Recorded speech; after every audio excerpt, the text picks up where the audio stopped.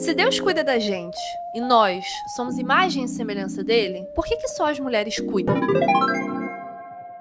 Olá, crentes, webcrentes e pessoas normais. Eu sou a Pamela Campos, historiadora da religião, faço parte aqui do Reino em Pessoa e também sou uma das idealizadoras do Mulheres Profetizando Vida.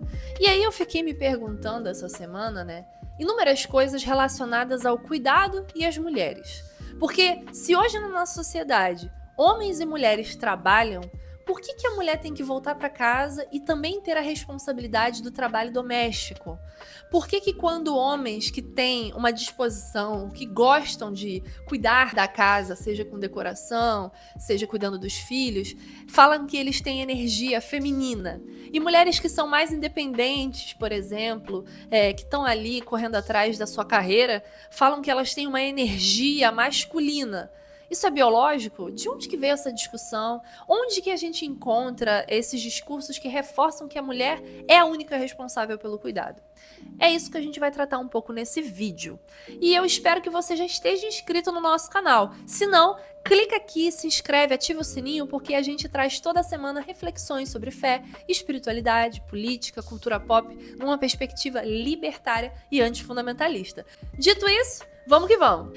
Essa semana, eu não sei se você acompanhou, aconteceu a premiação do Multishow, que é um evento que reúne artistas de inúmeros segmentos, e a gente teve o prazer de conferir Kleber Lucas e Caetano Veloso ganhando o prêmio do ano de música gospel com Deus Cuida de Mim.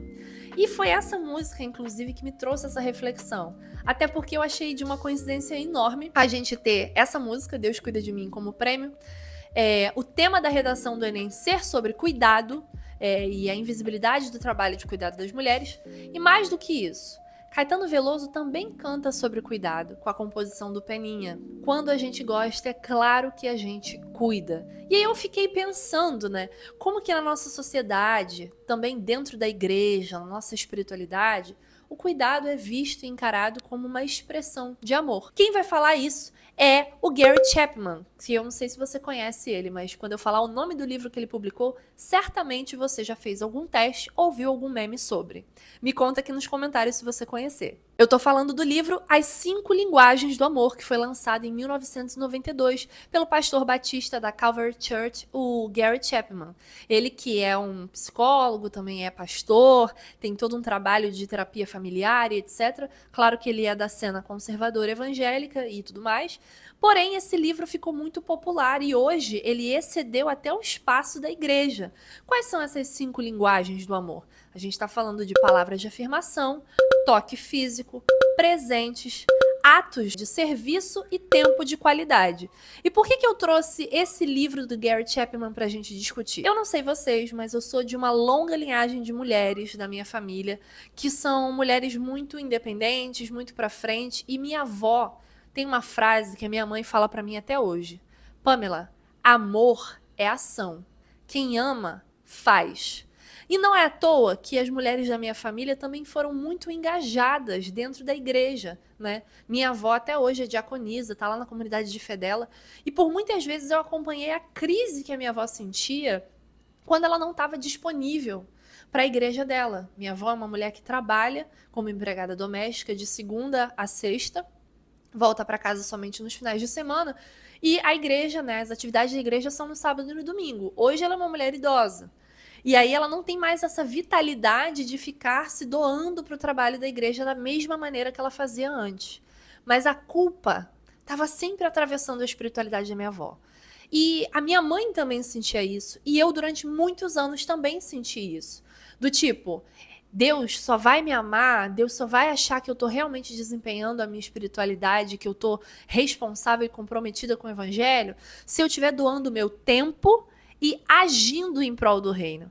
Não é à toa também que muitas mulheres cristãs que eu conheço têm como linguagem do amor predominante atos de serviço e também tempo de qualidade, que são as duas ações aí, as duas linguagens do amor que mais demandam, da pessoa, porque ato de ação é você fazer e se sacrificar, seja no seu tempo, na sua rotina, e tempo de qualidade também é se dedicar e estar disponível ao outro.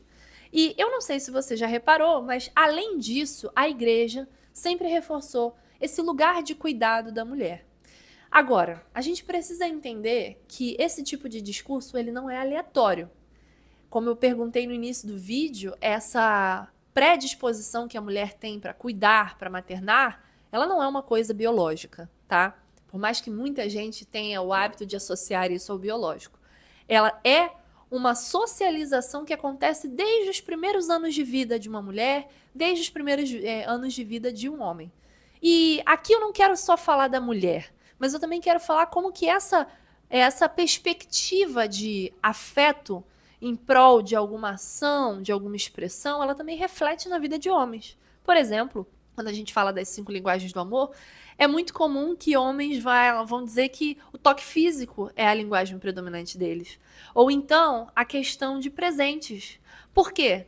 Porque numa sociedade como a nossa, que reforça os estereótipos de gênero, as mulheres estão associadas à maternidade, ao cuidado, ao sentimentalismo, à sensibilidade, à delicadeza, e os homens, por sua vez, estão associados à provisão do lar, à conquista, ao comportamento mais agressivo, né, mais autoritário, de dar a última palavra, de dar a cartada final. E a igreja também reforça esses estereótipos, porque dentro da leitura fundamentalista, o homem é o cabeça da casa, o homem é o sacerdote do lar, a mulher deve ser submissa, então ele deve ter essa postura de Calvo do Campari, né, de Sigma e Alfa e etc. Mas não é bem assim que a sociedade andou. Durante a história, a gente tem mudanças nesse processo. E aí, a primeira provocação que eu queria fazer sobre esse lugar da mulher como cuidadora e do marido como provedor, né, do homem como provedor, por que que isso é conveniente, tanto para a igreja, quanto para o sistema econômico que a gente está introjetado aí, né? A gente está falando do capitalismo, a gente está falando de todo esse rolê que a gente está vivendo agora, né? Porque a gente sabe que desde a Revolução Industrial, a mulher também ocupa espaço no mercado de trabalho. E aqui eu tô falando da mulher branca, né? Porque a mulher negra já estava sendo inserida no mercado escravocrata, enfim, terras colonizadas eram exploradas de qualquer maneira. E nesse processo, a gente vê a degradação familiar, que não é por causa da saída da mãe, da mulher de dentro de casa. A Revolução Industrial, ela traz uma nova realidade de aceleração da sociedade. Você tem pessoas que estão passando necessidade porque não tem assistência, né? Você vai trabalhar mais de 18 horas por dia e você não tem uma educação pública de qualidade, uma creche para você deixar os seus filhos. Mas essa individualização da culpa é um sintoma muito corriqueiro desse sistema capitalista. E quem vai levantar essa bola pra gente também vai ser uma autora, filósofa italiana, que eu queria compartilhar com vocês, chamada Silvia Federici. A Silvia Federici, gente, ela trabalha no livro dela O Ponto Zero da Revolução, Trabalho Doméstico, Reprodução e Luta Feminista, e ela explica que o sistema capitalista só funciona, só é uma coisa funcional, porque existe esse trabalho de cuidado que vai ali manter a classe trabalhadora existente, reproduzindo, existindo, né? Do que ela tá falando, traduzindo isso? Fala comigo, tudo bem? Eu sou o Felipe Gibran. Estou passando para te falar sobre os trabalhos do Reino em Pessoa. Para além de todo o conteúdo que a gente produz, todos os cursos que você acompanha com a gente, nós temos os trabalhos sociais que são muito interessantes. Nós estamos trabalhando nas periferias, nas quebradas da cidade onde nós estamos. E nós estamos ajudando várias crianças das ocupações, majoritariamente em Belo Horizonte. Estamos em 6 ocupações, ajudando a manter ali a alimentação das creches, né, para que essas crianças tenham comida. A gente também faz distribuição de cestas básicas para as pessoas em vulnerabilidade, porém é um trabalho difícil, um trabalho caro, e nem sempre a gente tem recurso para fazer.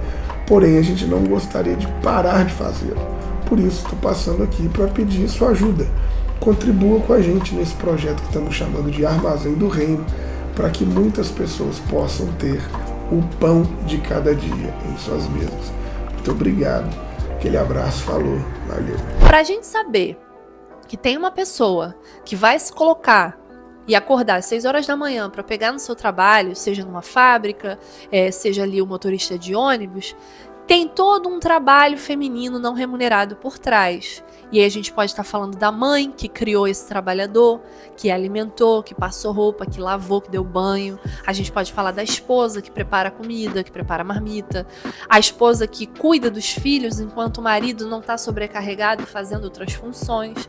Então tudo isso mostra pra gente que esse trabalho que a gente está vendo agora de cuidado, ele foi vestido, fantasiado de amor e de afeto para que não houvesse a remuneração desse trabalho. Uma coisa que fica muito nítida quando a gente olha para essa situação é a quantidade de vezes que uma mulher durante a sua vida pode ter a sua carreira interrompida por conta do cuidado que ela oferece, que ela é responsável por outras pessoas. Um exemplo prático. Eu lembro muito quando eu comecei a faculdade, minha mãe tinha acabado de engravidar, né? Eu entrei para a faculdade com 16, 17 anos, o Pedro era neném, meu irmão caçula, hoje ele tem 13. Na época ele devia ter 2 aninhos. E eu tinha que ajudar a minha família, e aqui eu não estou reclamando, porque a gente compartilhava esse trabalho. Então eu saía da faculdade muito cedo para buscar meu irmão na creche, para trazer ele para casa. Ao passo que vários amigos meus, homens, não tinham essa responsabilidade. Eles tinham até irmão caçula, mas não era imputado isso a eles. O fato de eu ser uma mulher já significava que eu tinha a possibilidade de cuidar. Então isso acontece com muita recorrência. Você olha, por exemplo, para o caso de mulheres que estão aí tentando uma carreira acadêmica. Quantas delas são impedidas de permanecer construindo a sua carreira porque esses ambientes acadêmicos não são projetados para pessoas que têm essas necessidades? Então, se você é mãe, solo, e você quer fazer um doutorado, você vai ter que organizar toda uma agenda e contar com uma rede imensa de pessoas para que você possa ir para os seminários, participar das aulas, amamentar seu filho, etc. Então, por que toda a sociedade ela é moldada para que mulheres que são mães ou mulheres que têm outras responsabilidades não consigam acessar esses espaços? E o que faz com que homens tenham mais facilidade de estar nesses acessos? Não é o caso de você olhar o papel da mulher que está ali por trás, segurando toda a rede de problemas que ele pode ter para ele continuar trabalhando sem grandes estresses? Isso acontece com muita frequência. Além disso, não é só o cuidado físico, braçal, mas também a sobrecarga mental, de ter que organizar tudo na casa. Quantas vezes a gente vê entrevistas, eu vi uma trend muito legal no YouTube, que um cara começava a entrevistar famílias. E aí ele perguntava para os pais coisas básicas, tipo, qual é a série que o seu filho tá? Qual o nome da professora de inglês dele? O nome da escola que ele está matriculado? E os caras simplesmente não sabiam responder, porque isso ficava pela responsabilidade restrita da mulher. Porque uma vez que o homem assume o papel de provedor, ele automaticamente está isento do trabalho de cuidado. Para você ver como que o cuidado está tão internalizado na realidade, na sociabilidade de mulheres, uma pesquisa levantada pela Sociedade de Mastologia, né, brasileira, fez um levantamento mostrando que 70% das mulheres diagnosticadas com câncer de mama, né, com câncer em geral, elas são abandonadas pelos seus parceiros. Isso é uma coisa muito real. A gente conhece pessoas que viveram esse tipo de experiência. E aí eu não tô querendo dizer que o fato de que tenham homens que realmente sejam pais presentes, homens que sejam parceiros de verdade com as suas esposas, não sejam válidos, aqueles não existem. Mas estatisticamente falando, a maneira que a gente socializa o cuidado interfere na realidade dos nossos relacionamentos e da maneira como a sociedade enxerga esse trabalho. E aí, para além disso, a gente também precisa entender por que em realidades como a nossa, de países capitalistas, numa sociedade que é cada vez mais desigual, a ideia da mulher como cuidadora do lar, ela vai ser fomentada especialmente pela galera de direita. E aí eu quero levantar uma personagem polêmica aqui que vai resumir muito bem essa discussão que a gente está tendo agora. Eu tô falando da Margaret Thatcher. E por que eu trouxe ela para nossa discussão? Bom, porque o livro do Gary Chapman, ele é escrito em 1992, publicado pelo menos, né? E a década de 90 é uma década muito importante para a gente poder entender como que as políticas de cuidado têm sido cada vez mais excluídas da nossa cidadania, têm sido vistas como algo que não é responsabilidade do Estado, mas sim individualizadas pela família. Então, por exemplo, se você é uma pessoa que está sem teto hoje, não é culpa do Estado, é culpa da sua família que não te deu educação. Se você é uma mulher mãe solo e não tem uma creche pública, a culpa não é do Estado. A culpa, na verdade, é sua, que não soube aí se prevenir e arrumou um péssimo parceiro. Isso é uma mentira deslavada, né? Porque a tendência das sociedades que têm um IDH melhor, né, que é um índice de desenvolvimento mais legal, são aquelas que privilegiam as políticas de bem-estar social, de cuidado. Aqui no Brasil, minimamente, a gente tem um SUS. Minimamente, a gente tem um FGTS. Se você for olhar para os Estados Unidos, que é um país capitalista, imperialista agressivo, nem isso. As pessoas são aí acidentadas no meio da rua e elas não querem nem ir para o hospital porque elas vão ter que pagar uma conta que elas não têm condição. Para você ver, a saúde é mercadoria, o cuidado é mercadoria. E aí eu trouxe a Margaret Thatcher aqui porque ela é uma das grandes figuras da direita, né, mundial. Ela foi a primeira mulher a ocupar o cargo de primeira-ministra do Reino Unido. É uma figura muito famosa pelas políticas de austeridade. A Margaret Thatcher fez grandes cortes em relação à aposentadoria, aos direitos trabalhistas, privatizou muitas indústrias lá na Inglaterra e etc. e gerou muita revolta popular. Ela foi uma mulher, inclusive, que quando faleceu, a população trabalhadora do Reino Unido fez festa, para vocês verem o nível de austeridade que ela fazia na sua política. No caso da Margaret Thatcher, ela falava coisas relacionadas ao cuidado e ao bem-estar social, que são prejudiciais para as mulheres que são sobrecarregadas com essa função. Uma das citações delas mais famosas, que ela deu numa entrevista, numa revista chamada Woman's Own, acho que é assim que fala, em 1987, é que ela fala que sociedade não existe. Como assim? Vou falar aqui a citação dela, e aí você tira a sua conclusão. Ela disse: "Acho que atravessamos um período no qual muitas crianças e pessoas foram levadas a acreditar que, se tem um problema, é a missão do governo resolvê-lo, ou que conseguirei uma subvenção para lidar com ele, ou que, se sou um sem-teto, o governo deve me dar moradia, de tal modo que essas pessoas estão arremessando seus problemas sobre a sociedade. Mas o que é a sociedade? Não existe essa coisa. O que existe são homens e mulheres, indivíduos e famílias." Só que aí, quando você para pensar nesse tipo de coisa, é muito engraçado que os problemas relacionados ao bem-estar social, que são reflexo da desigualdade social, eles são encarados pelos sistemas capitalistas, pelas pessoas de direita, como um problema seu. Você tem que se virar. Porém, quando grandes empresas quebram, quando a economia colapsa por causa dessa questão de mercado, quem paga a conta disso são os trabalhadores, com seus impostos, com todo o patrimônio do país que vai ser emprestado para pagar dívidas. A gente viu isso acontecendo inúmeras vezes aqui no Brasil, né? E em outros lugares do mundo também. E agora a gente tem que trazer um destaque aí: individualização do cuidado, como se isso fosse uma responsabilidade única e exclusiva de cada família, de cada pessoa. Isso não é verdade. E talvez seja por isso que mulheres do mundo inteiro são sobrecarregadas com o cuidado. Porque é interessante, é lucrativo para o sistema capitalista não remunerar essas atividades. Porque no momento que você torna o cuidado com a sociedade uma coisa individual e exclusiva, você não precisa investir na saúde pública, você não precisa investir na aposentadoria de ninguém, não precisa organizar creches públicas, trazer uma educação de qualidade e projetos que atendam às demandas da população. A gente coloca isso tudo no peito da mulher, que é mãe, que vai ter que cuidar dos pais mais velhos, que vai ter que cuidar dos filhos, né? Se você tem familiares que são aí desabilitados, pessoas com deficiência, também fica na conta da responsabilidade da família. E não é à toa que a direita costuma endossar esse discurso de família tradicional.